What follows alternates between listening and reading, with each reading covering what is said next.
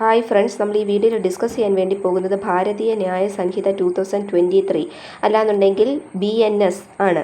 അപ്പോൾ അതിൻ്റെ ഇൻട്രൊഡക്ഷനിലേക്ക് നമുക്ക് പോകാം. ഒരു സൊസൈറ്റിയിൽ ലോ ആൻഡ് ഓർഡർ അല്ലെങ്കിൽ പീസ് ആൻഡ് ഓർഡർ മെയിൻ്റനൻസ് ചെയ്യുക എന്നുള്ളതാണ് ഒരു സ്റ്റേറ്റിൻ്റെ ഇമ്പോർട്ടൻ്റ് ആൻഡ് ലെജിറ്റിമേറ്റ് ഫംഗ്ഷൻ എന്ന് പറയുന്നത്. അപ്പോൾ ഈ പീസ് ആൻഡ് ഓർഡർ മെയിൻറ്റെയിൻ ചെയ്യുക അല്ലെങ്കിൽ ലോ ആൻഡ് ഓർഡർ മെയിൻറ്റെയിൻ ചെയ്യുക എന്നുള്ളതാണ് ഓരോ സ്റ്റേറ്റിൻ്റെ സോവറിൻ ഫംഗ്ഷൻ എന്ന് പറയുന്നത്. ഈ ഫംഗ്ഷൻ്റെ അകത്ത് എന്തൊക്കെ ഇൻക്ലൂഡ് ചെയ്യുന്നുണ്ട്? പ്രൊട്ടക്ഷൻ ഓഫ് ലൈഫ്, ജനങ്ങളുടെ ലൈഫ് പ്രൊട്ടക്റ്റ് ചെയ്യുക, അവരുടെ ലിബർട്ടി പ്രൊട്ടക്റ്റ് ചെയ്യുക, അവരുടെ പ്രോപ്പർട്ടി പ്രൊട്ടക്റ്റ് ചെയ്യുക, ഇതൊക്കെയാണ് മെയിനായിട്ട് ഇവിടെ ഉദ്ദേശിക്കുന്നത്.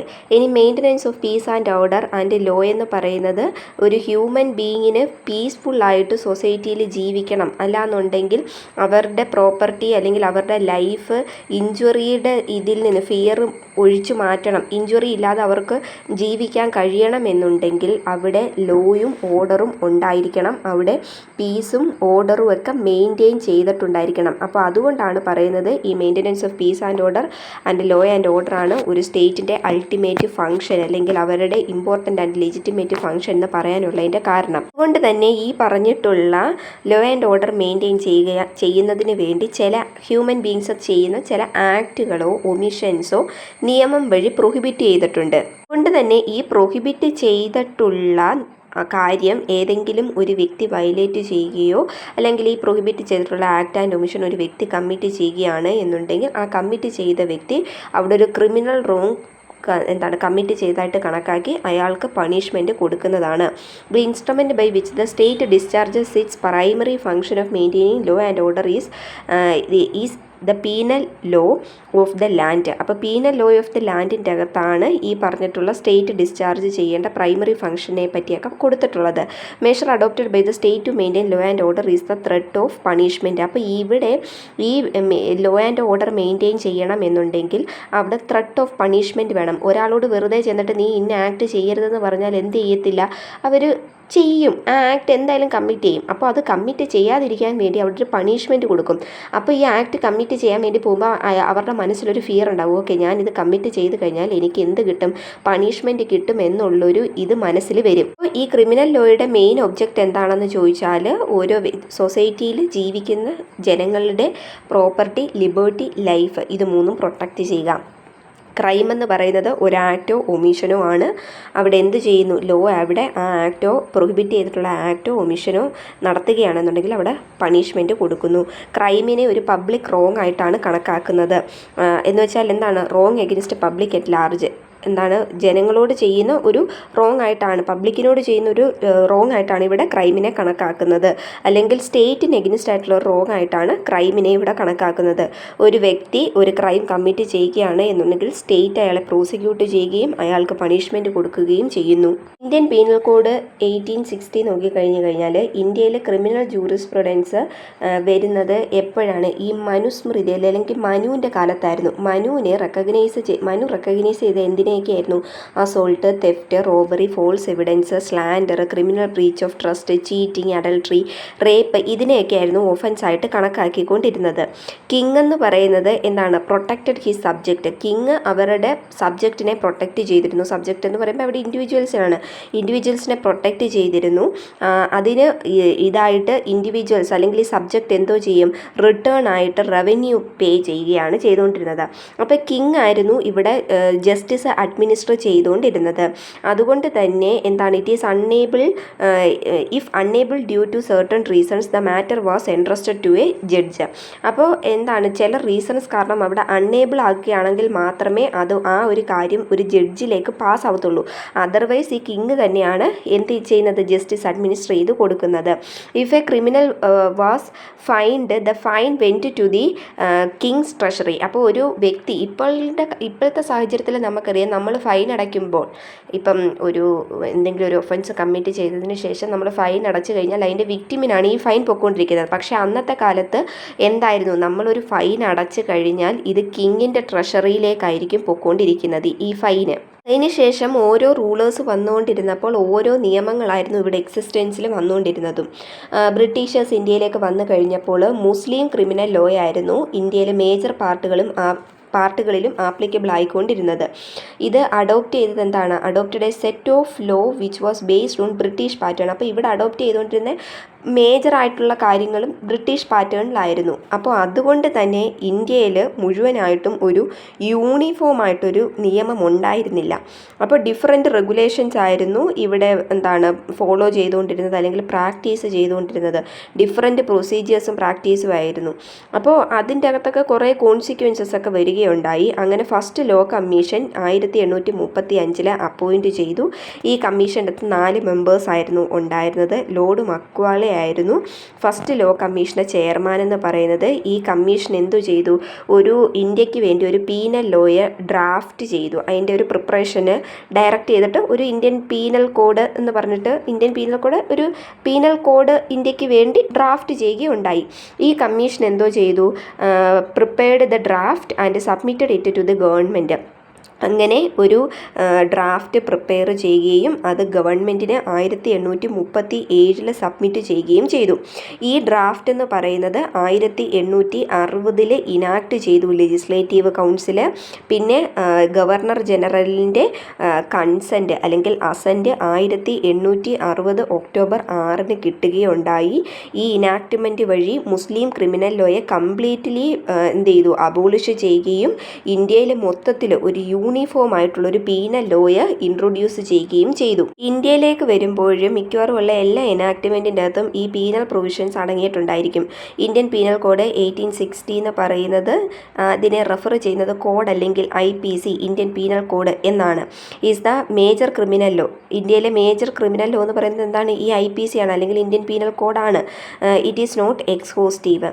It is supplemented by several other statute to address a wide array of criminal offences. ഈ ക്രിമിനൽ ഒഫൻസസിൻ്റെ പല തരത്തിലുള്ള ഇത് അഡ്രസ്സ് ചെയ്യുന്നതിന് വേണ്ടി എന്ത് ചെയ്യാറുണ്ട്? ഇന്ത്യൻ പീനൽ കോഡ് ഉപയോഗിക്കാറുണ്ട്. അതുപോലെ തന്നെ നമ്മളുടെ മോഡേൺ ഡേ ചലഞ്ചസിനെ ഓവർകം ചെയ്യുന്നതിന് വേണ്ടി പല തവണയായിട്ട് ഈ ലോസൊക്കെ അമെൻഡ് ചെയ്യുകയും ചെയ്യാറുണ്ട്. അതിൻ്റെ എക്സാമ്പിളാണ് arms amendment act 2019, NDPS amendment act 2021, motor vehicle act 2019. ഇതെല്ലാം എന്ത് ചെയ്തതാണ്? അമെൻഡ് ചെയ്ത നിയമങ്ങളാണ്. പിന്നെ ഇവിടെയൊക്കെ എന്ന് പറയുന്നത് ഓരോ നിയമത്തിലും ഒന്ന് കുറച്ചും കൂടെ സ്ട്രിക്റ്റർ പണിഷ്മെൻറ്റ് കൊടുക്കുക അല്ലെങ്കിൽ സ്ട്രിഞ്ചൻ്റ് ആക്കുക അവരുടെ ലോസ്. ഇതൊക്കെയാണ് ഇവർ ഉദ്ദേശിച്ചിരിക്കുന്നത് മെയിനായിട്ടും. ഇന്ത്യൻ പീനൽ കോഡ് എന്ന് പറയുന്നത് തന്നെ 78 തവണ എന്ത് ചെയ്തിട്ടുണ്ട്? അമെൻഡ് ചെയ്തിട്ടുണ്ട്. ലേറ്റസ്റ്റ് ആയിട്ടുള്ള അല്ലെങ്കിൽ ലാസ്റ്റായിട്ട് അമെൻമെൻറ്റ് നടത്തിയത് എപ്പോഴാണ്? ക്രിമിനൽ ലോ അമെൻമെൻറ്റ് ആക്ട് 2021 അതിനുശേഷം ഒരു മൊത്തത്തിൽ ഒരു ഷിഫ്റ്റാണ്, ഒരു സിഗ്നിഫിക്കൻറ്റ് ഷിഫ്റ്റാണ് ഇവിടെ ഒക്കറായിരിക്കുന്നത്. ഈ IPC മൊത്തത്തിലേ മാറ്റിയിട്ട് ഭാരതീയ ന്യായ സംഹിത എന്ന് പറഞ്ഞിട്ടുള്ളൊരു ഇത് കൊണ്ടുവന്ന് IPC റീപ്ലേസ് ചെയ്യുകയാണ് ചെയ്തത്. ഇവിടെ IPC മാറ്റിയിട്ട് BNS കൊണ്ടുവന്നതെന്ന് പറയുന്നത് എന്താണ്? Marking A major step toward reforming India's criminal justice system. ഇന്ത്യയുടെ ക്രിമിനൽ ജസ്റ്റിസ് സിസ്റ്റത്തിനെ മൊത്തത്തിൽ റിഫോം ചെയ്യുന്നതിൻ്റെ ഒരു സ്റ്റെപ്പായിട്ടൊരു മേജർ സ്റ്റെപ്പായിട്ടാണ് IPC മാറ്റിയിട്ട് BNS കൊണ്ടുവന്നതായിട്ട് കണക്കാക്കുന്നത്. ഇനി നമുക്ക് ഭാരതീയ ന്യായ സംഹിത 2023 എന്താണെന്ന് നോക്കാം. ഭാരതീയ ന്യായ സംഹിതയെ റെഫർ ചെയ്യുന്നത് സംഹിത അല്ലെങ്കിൽ BNS എന്നൊക്കെയാണ്. ഈ BNSൻ്റെ അകത്ത് മൊത്തത്തിൽ 358 സെക്ഷനുണ്ട്. 20 ചാപ്റ്ററായിട്ട് ഡിവൈഡ് ചെയ്തിരിക്കുന്നു. ഇവിടെ എന്ന് പറയുന്നത് ക്രൈംസിനെ അഡ്രസ്സ് ചെയ്യാൻ എഫക്റ്റീവ്ലി അഡ്രസ്സ് ചെയ്യാനായിട്ടുള്ള അല്ലെങ്കിൽ ഒരു ഇക്വിറ്റബിളി അഡ്രസ്സ് ചെയ്യാനായിട്ടുള്ളൊരു ഫ്രെയിം വർക്കായിട്ടാണ് ഇതിനെ കണക്കാക്കുന്നത്. അതുപോലെ തന്നെ ഔട്ട്ഡേറ്റഡ് ആയിട്ടുള്ള പഴയ 1860 കൊണ്ടുവന്നതാണ് IPC. അപ്പോൾ അതെന്ന് പറയുന്നത് ഔട്ട്ഡേറ്റഡ് പ്രൊവിഷൻ, അതിലെ ഔട്ട്ഡേറ്റഡ് പ്രൊവിഷൻസ് ഒക്കെ എടുത്ത് മാറ്റിയിട്ട് പ്രോഗ്രസീവായിട്ടുള്ള കാര്യങ്ങൾ ഇതിൻ്റെ അകത്തോട്ട് ഇൻക്ലൂഡ് ചെയ്യുക. അതുപോലെ തന്നെ ഇവിടെ എഫിഷ്യൻ്റ് ആയിട്ടുള്ള വിക്ടിം സെൻട്രിക് ആയിട്ടുള്ള ജസ്റ്റിസ് കൊടുക്കുക. വിക്ടിമിനാണ് ഇവിടെ പ്രാധാന്യം കൊടുക്കുന്നത്. ഭാരതീയ ന്യായ സംഹിത ഒഫീഷ്യലി വരുന്നത് ജൂലൈ 1, 2024 അതുപോലെ തന്നെ ഈ കൊളോണിയൽ എറയിലെ ലീഗൽ പ്രിൻസിപ്പിൾസിനെയൊക്കെ മാറ്റിക്കൊണ്ട് അതിനെ ബ്രേക്ക് ചെയ്തുകൊണ്ട് ഇന്ത്യക്ക് വേണ്ടി ഒരു ഇൻഡിപെൻഡൻ്റ് ആയിട്ട് അല്ലെങ്കിൽ ഒരു ഫോർവേഡ് ആയിട്ട് തിങ്ക് ചെയ്യുന്ന നോക്കുന്ന ഒരു ലീഗൽ സിസ്റ്റത്തിനെ കൊണ്ടുവരാൻ വേണ്ടിയാണ് ഭാരതീയ ന്യായ സംഹിത കൊണ്ടുവന്നിരിക്കുന്നത്. ഇനി BNS എന്ന് പറയുന്നത് ഇതിൻ്റെ അകത്ത് കുറേ തരത്തിലുള്ള ലീഗൽ റിഫോംസുകളും ന്യൂ ഒഫൻസുകളും ജെൻഡർ ന്യൂട്രൽ അമെൻമെൻറ്റ്സും ഒക്കെ ഇതിൻ്റെ അകത്ത് വരുത്തിയിട്ടുണ്ട്. ഔട്ട്ഡേറ്റഡ് പ്രൊവിഷൻസ് ഒക്കെ എടുത്ത് മാറ്റിയിട്ടുണ്ട്. അതുപോലെ തന്നെ it defines transgender in line with the transgender persons protection of right act 2019. അപ്പോൾ എന്ത് ചെയ്യുന്നുണ്ട്, ട്രാൻസ്ജെൻഡറിനെ പറ്റി ഇവിടെ ഡിഫൈൻ ചെയ്യുന്നുണ്ട്. എന്താണ് transgender persons protection of rights act 2019 എന്ന് പറഞ്ഞൊരു കാര്യമുണ്ട്. അത് ഇതിൽ കൊണ്ടുവന്നു. And introduce a community service as a punishment for minor offence. Minor ഒഫൻസുകളൊക്കെ ചെയ്യുകയാണ് എന്നുണ്ടെങ്കിൽ അവിടെ പണിഷ്മെൻ്റ് ആയിട്ട് കമ്മ്യൂണിറ്റി സർവീസ് കൊടുക്കുക. അത് ഇതിൻ്റെ അകത്ത് ഇൻട്രൊഡ്യൂസ് ചെയ്തിട്ടുണ്ട്. New laws criminalise abetment from abroad നിന്നുകൊണ്ട് ഉള്ള അബേറ്റ്മെൻറ്റ്, പ്രേരണ, അത് ക്രിമിനലൈസ് ആക്കി. പിന്നെ ഡിസീറ്റ്ഫുൾ ആയിട്ടുള്ള സെക്ഷൽ ഇൻ്റർകോഴ്സ് അല്ലെങ്കിൽ hiring children four criminal activities, ഇതൊക്കെ ഈ ന്യൂ ലോയ്ക്കകത്ത് ക്രിമിനലൈസ് ആക്കിയിട്ടുണ്ട്. ഇനി provisions now cover mob lynching, snatching, hit and run incidents, organised crime, terrorism and actions endangering national sovereignty. ഇതെല്ലാം ഇതിൻ്റെ അകത്ത് പ്രൊവിഷൻസിൽ ഇപ്പോൾ കവർ ചെയ്യുന്നുണ്ട്. Okay, mob lynching, snatching, hit and run, പിന്നെ എന്താണ് ആക്സിഡൻറ്റ് കോസ് ചെയ്തിട്ട് വണ്ടി എടുത്തുകൊണ്ട് പെട്ടെന്ന് പോകത്തില്ലേ അത്, പിന്നെ ഓർഗനൈസ്ഡ് ക്രൈംസ്, ടെററിസം, ഇതെല്ലാം എന്താ ചെയ്തു, ഈ പ്രൊവിഷൻസൊക്കെ ഇതിൻ്റെ അകത്ത് പുതിയതായിട്ട് ആഡ് ചെയ്തിട്ടുണ്ട്. പിന്നെ punishment for murder by a life convict has been revised. Additional sanctions on sedition, adultery and unnatural sex have been removed in compliance with judicial rulings. അപ്പോൾ ഇതിൻ്റെ അകത്ത് കുറേ അമെൻമെൻറ്റ്സ് വരുത്തി, കുറേ കാര്യങ്ങൾ എടുത്ത് കളഞ്ഞു, കുറേ കാര്യങ്ങൾ ക്രിമിനലൈസ് ആക്കി. അങ്ങനെ ഒരുപാട് ചേഞ്ചസ് ആണ് ഈ BNSൻ്റെ അകത്ത് ഇൻട്രൊഡ്യൂസ് ചെയ്തിട്ടുള്ളത്. ഡിസോർബിങ്, വോയറിസം, ചൈൽഡ് പ്രൊക്യൂർമെൻറ്റ്, ഇതൊക്കെ എന്തോ ചെയ്തു, ഇതൊക്കെ മോഡിഫൈഡ് പ്രൊവിഷൻസൊക്കെ കൊണ്ടുവരികയും ജെൻഡർ ന്യൂട്രൽ ആക്കുകയും ചെയ്തു. ഇതൊക്കെ ചെയ്താൽ ബോത്ത് ഫീമെയിൽസിനും മെയിൽസിനും എന്ത് കിട്ടും, പിന്നെ ശിക്ഷ കിട്ടുന്നതാണ്. അണ്ടർ ഫീറ്റിങ്, പബ്ലിക് ഡിസോർഡർ, തെഫ്റ്റ്, പിന്നെ causing death by negligence, mischief, ഇതിൻ്റെയൊക്കെ പിന്നെ എന്തോ ചെയ്തു, ഫൈന് കൂട്ടി, അതുപോലെ തന്നെ പണിഷ്മെൻറ്റിൻ്റെ ടേം കൂട്ടി. ഇതൊക്കെയാണ് മേജറായിട്ട് ഇതിൻ്റെ അകത്ത് വരുത്തിയിട്ടുള്ള അമെൻമെൻറ്റ്സ് എന്ന് പറയുന്നത്. Some changes such as the removal of section 153AA. 153AA എന്തോ ചെയ്തു, അതിൻ്റെ അകത്ത് ചെറിയ മാറ്റങ്ങളൊക്കെ വരുത്തി. അതെന്തോ ചെയ്തു, റിമൂവ് ചെയ്തു. Have raised concern about potential misuse. ഇനി BNS has consolidated similar provisions and scattered provisions into single chapter. പലയിടത്തായിട്ട് ഇപ്പോൾ ചില നിയമങ്ങൾ എന്താണ് ചിലപ്പം ഒരെണ്ണത്തിൻ്റെ പണിഷ്മെൻറ്റ് സെക്ഷൻ 10-ലാണ് പറയുന്നത്, അല്ലെങ്കിൽ ഒരു ഒഫൻസിനെ പറ്റി ഡിഫൈൻ ചെയ്തിരിക്കുന്നത് സെക്ഷൻ 10-ലാണെന്നുണ്ടെങ്കിൽ ആ സെയിം ഒഫൻസിൻ്റെ പണിഷ്മെൻറ്റ് പറയുന്നത് ചിലപ്പം ഏതിൻ്റെ അകത്തായിരിക്കും, സെക്ഷൻ 500-ലോ പിന്നെ 200-ലോ ഒക്കെ ആയിരിക്കും. അങ്ങനെ വന്നു കഴിയുമ്പോൾ നമുക്ക് പെട്ടെന്ന് അത് എന്താണ് മനസ്സിലാക്കാൻ പാടാണ്. അപ്പം അങ്ങനെ വരുമ്പോൾ അത് മാറ്റുന്നതിന് വേണ്ടി ഇവരെന്തോ ചെയ്തു, അതിനെ കൺസോളിഡേറ്റ് ചെയ്തിട്ട് പലയിടത്തായിട്ട് സ്കാറ്റർ ചെയ്തുകൊണ്ടിരുന്നതിനെയെല്ലാം ഒറ്റ ചാപ്റ്ററിൽ കൊണ്ടുവന്നു. ഇനി ഓവറോൾ നോക്കിക്കഴിഞ്ഞാൽ BNS aims to modernise India's penal framework. ഇന്ത്യയുടെ പീനൽ ഫ്രെയിംവർക്കിനെ മോഡേണൈസ് ചെയ്തു.